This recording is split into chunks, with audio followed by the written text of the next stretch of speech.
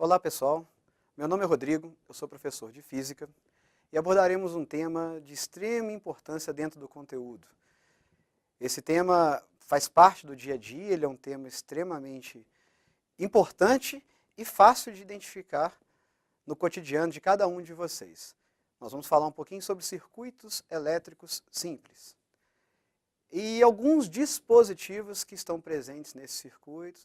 Eu vou dar alguns exemplos para que vocês possam visualizar e localizá-los em suas casas, na casa de parentes, na própria escola. Então vocês vão perceber que faz parte mesmo do cotidiano de vocês. Mas antes eu vou colocar uma pergunta, uma questão para que vocês possam refletir e pensar sobre ela. A questão é a seguinte: quando você chega em casa e aciona ou liga a lâmpada de um quarto, ou então até mesmo da entrada da sua casa, entrou em casa, no hall principal você já ligou a lâmpada. Como que você consegue fazer o controle dessas lâmpadas? Acender a lâmpada de um hall sem afetar o brilho da lâmpada do banheiro, ou acender a do banheiro sem que atrapalhe o brilho da do quarto, ou simplesmente acender uma delas. Pode ser uma pergunta muito simples, mas tenta entender como que é feito isso naquela rede elétrica complexa da sua casa, sendo que você consegue operar os dispositivos de formas independentes. A televisão não precisa necessariamente da lâmpada, a lâmpada não precisa da geladeira. Então o que nós vamos fazer? Nós vamos entender rapidamente como que é feita essa associação, sem detalhes técnicos avançados, por isso que o tema é circuitos elétricos simples, mas o fato de ser simples não tira a sua importância, principalmente para os grandes vestibulares e para a avaliação do Exame Nacional do Ensino Médio. Esses dispositivos eletrônicos, as lâmpadas, geladeira, televisão, ferro de passar roupa, seja o que for, todos eles estão ligados na rede elétrica da sua casa. E a maneira com que esses dispositivos estão associados é que determina o seu funcionamento. Imagine aqui uma situação. Época do Natal, nós usamos muito os pisca-piscas, aquelas pequenas luzes para iluminar a árvore de Natal. Não sei se vocês já passaram por uma situação como essa, mas imagine que uma daquelas lâmpadas se queime. Normalmente, uma quantidade enorme de lâmpadas também se apagam. Isso caracteriza um tipo de associação. Imagina se isso acontece na sua casa. Você apaga a luz de um quarto e todas as outras apagam. Isso não pode acontecer. Então nós vamos entender a partir de agora como acontece, como que é a associação desses dispositivos, tá? E de que maneira que nós vamos poder trabalhar e calcular as grandezas referentes, né, a essa associação. Então, primeiro, cada dispositivo eletrônico desse, seja uma lâmpada, seja um eletrodoméstico, eles possuem uma propriedade que é a resistência elétrica, que vai dimensionar ou vai filtrar a quantidade de corrente elétrica que tem que estar disponível para esse dispositivo. A mesma corrente elétrica de um ferro elétrico não pode ser a mesma que passa numa televisão ou numa lâmpada. Então, a grandeza que determina propriamente, né, vamos dizer assim, particularmente a grandeza que vai indicar qual é a corrente elétrica que passa por esse dispositivo é a resistência elétrica. Então, quando nós trabalharmos com essa associação, apesar dos dispositivos serem diferentes, nós vamos estar associando diferentes resistências. Ou então podemos chamar todos de resistores. Os resistores são dispositivos que possuem resistência, mas nesse caso vamos considerar esses dispositivos eletrônicos como pequenas resistências dentro do meu circuito. E de que forma que nós podemos associar esses dispositivos? Muito bem, nós temos duas formas básicas. Nós podemos ter os resistores associados em série e nós podemos ter os resistores associados em paralelo. Na nossa residência, normalmente todos os dispositivos estão associados em paralelo, podendo ter alguma parte da casa ligada em série. Por exemplo, naquele cômodo em que você aciona um interruptor, duas lâmpadas se acendem. Quer dizer que essas duas lâmpadas estão em série. Então, se você pegar na sua casa, essa independência de um dispositivo para o outro indica que é uma associação em paralelo. Vamos entender um pouquinho de como que funcionam essas duas. A associação em série, nós vamos ter uma bateria, né, uma fonte de voltagem, fonte de tensão. Então, aqui na nossa aula, eu vou citar a bateria, que é formada pelo polo positivo e o polo negativo. Nessa bateria, nós vamos instalar três resistores. O resistor que eu vou chamar de R1, o resistor R2 e o resistor R3. Lembrando que esses resistores podemos pensar como se fossem três lâmpadas, por exemplo. Às vezes fica uma associação muito mais fácil.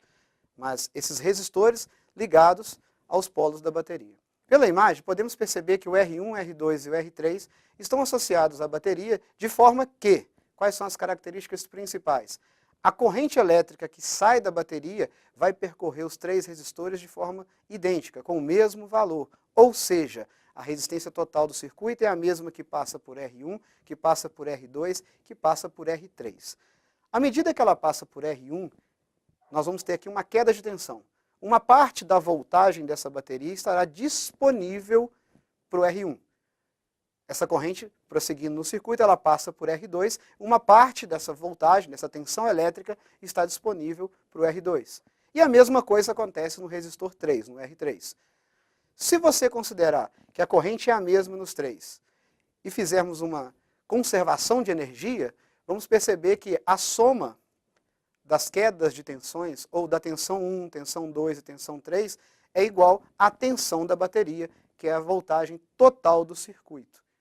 Então, na associação de resistores em série, duas importantes informações. A corrente é a mesma para os três resistores e a voltagem se divide para cada um dos resistores. Se esses resistores tiverem o mesmo valor de resistência elétrica, a divisão é igual, 1/3. A parte que fica referente ao resistor 1 é a mesma do 2 e a mesma do 3. Porém, se os resistores forem diferentes, essa voltagem ela vai se dividir de acordo com o valor da resistência. Importante, cada dispositivo ou cada resistência a mais num resistor em série, nós vamos ter um aumento da resistência total, consequentemente a corrente cai. Então, quanto mais dispositivos você instalar em série, maior vai ser a resistência do circuito, menor é a corrente que vai sair da bateria. A nossa residência, então, nós temos a associação de resistores em paralelo. Esses resistores em paralelo eles têm as características de a voltagem disponível, a voltagem total da bateria, ela vai ser distribuída de forma igual para todos os resistores. Então, R1 vai ter a mesma voltagem, R2 e R3 também com a mesma voltagem. Então, por exemplo, se a bateria tem 12 volts, R1 tem 12 volts disponível, R2 disponível, 12 volts, e R3 também terá os mesmos 12 volts disponível. A corrente total que sai da bateria para alimentar esses três resistores, ela vai se dividir. Então, ela vai ter uma parte que vai para R1, uma parte que vai para R2 e uma parte que vai para R3, sendo que essa corrente total ela vai se juntar novamente e voltar para a bateria. Então, a associação de resistores em paralelo, ela tem essa diferença, de ter a mesma voltagem para todos os resistores e a corrente elétrica se dividir uma parte para cada um dos dispositivos. A resistência, o valor dessa resistência elétrica que vai determinar o valor da corrente que vai percorrer esse dispositivo. Por exemplo, você liga o ferro elétrico na mesma tomada que você liga a televisão, e mesmo assim, o ferro elétrico ele precisa de uma energia maior, de uma quantidade de energia maior do que a televisão. A corrente tem que ser maior, e é justamente a resistência elétrica que vai fazer essa limitação. Para medir isso, para mensurar isso, ou para dimensionar essas coisas, nós temos que conhecer alguns dispositivos que são utilizados. O primeiro dispositivo que nós vamos ter que conhecer é o amperímetro. Esse dispositivo ele vai dimensionar a corrente elétrica do circuito. E o segundo é o voltímetro, que vai dimensionar a voltagem. Porém, nós temos que ter atenção de como instalar esses dispositivos ou como acionar esses dispositivos. O amperímetro ele deve estar sempre ligado em série com o dispositivo ao qual você quer medir a corrente. Já o voltímetro, ele tem que ser colocado em paralelo com o dispositivo que você quer medir. Sendo assim, nós temos que, quando você coloca o amperímetro em série com o dispositivo, você tem a garantia de que a corrente elétrica que passa pelo dispositivo irá passar por esse amperímetro. Seja antes ou depois do dispositivo, isso não faz diferença. Já o voltímetro não pode ter essa corrente passando por ele, então o voltímetro tem que ser colocado em paralelo e o voltímetro ele tem uma grande resistência elétrica, muito grande mesmo, para evitar que a corrente elétrica passe por ele. Para contextualizar isso e para mostrar o tão importante que é conhecer as propriedades dos circuitos das associações de resistores, eu selecionei uma questão do Enem 2013, a questão 66, que fala diretamente sobre esse tipo de circuito e esses dispositivos de medida. A questão é a seguinte: um eletricista analisa o diagrama de uma instalação elétrica residencial para planejar medições de tensão e corrente em uma cozinha. Nesse ambiente, existem uma geladeira, G, uma tomada, T maiúsculo, e uma lâmpada, L maiúsculo, conforme a figura. O eletricista deseja medir a tensão elétrica aplicada à geladeira, a corrente total e a corrente na lâmpada. Para isso, ele dispõe de um voltímetro, representado pela letra V, e 2 amperímetros, representado pela letra A. Na imagem, na figura da questão, vocês podem perceber uma fase e um neutro, que são os 2 fios que saem da tomada, sendo que o neutro, o potencial é 0, e a fase vai ter o potencial máximo. Vamos dizer máximo em relação à voltagem disponível nessa residência. Por exemplo, 127 volts, se o neutro tem o potencial 0 volts, a fase vai ter os 127 volts. Nessa imagem, nós podemos perceber que a geladeira, a tomada e a lâmpada estão ligadas em paralelo. Sendo assim, eu vou ter que achar a maneira mais adequada para instalar o voltímetro, para medir a voltagem da geladeira, e os 2 amperímetros, sendo que um é para medir a corrente total e o outro é para medir a corrente que passa pela lâmpada. Então, continuando a questão. Para realizar essas medidas, o esquema da ligação desses instrumentos está representado em. Então, todas as alternativas, letra A, B, C, D e E, trazem o mesmo desenho da questão. Nós vamos ter que analisar qual desenho contém a instalação ou a utilização correta desses dispositivos.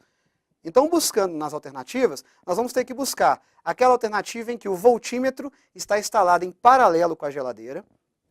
O amperímetro para medir a corrente total, ele tem que estar instalado no fio neutro ou no fio fase. Tanto faz, na fase ou no neutro ele vai medir a corrente total. E o segundo amperímetro, ele tem que estar instalado em série com a lâmpada, para garantir que a corrente que passa pela lâmpada passa também por esse amperímetro. Se nós fizermos uma análise cuidadosa, podemos perceber que a alternativa E é a alternativa correta. Repare que na alternativa E, o voltímetro está ligado com uma extremidade na fase e a outra no neutro, pegando a voltagem total do circuito. Como o circuito está em paralelo, a voltagem total do circuito é a mesma para a geladeira, para a tomada e para a lâmpada, consequentemente o voltímetro vai ter acesso a essa informação. O amperímetro está instalado em série com a lâmpada, então a corrente que ficou disponível para essa lâmpada vai passar por esse amperímetro. Juntando totalmente, depois novamente, a corrente que passa pela geladeira, a corrente que passa pela tomada e a corrente que passa pela lâmpada, elas vão se unir e vão passar novamente pelo amperímetro que está ligado no fio neutro, conforme indica a letra E. Sendo assim, a alternativa correta dessa questão é a alternativa E. Então é isso, pessoal. Espero que vocês tenham gostado do assunto. Espero que contribua muito com o estudo de vocês e desejo a todos sucesso e até a próxima.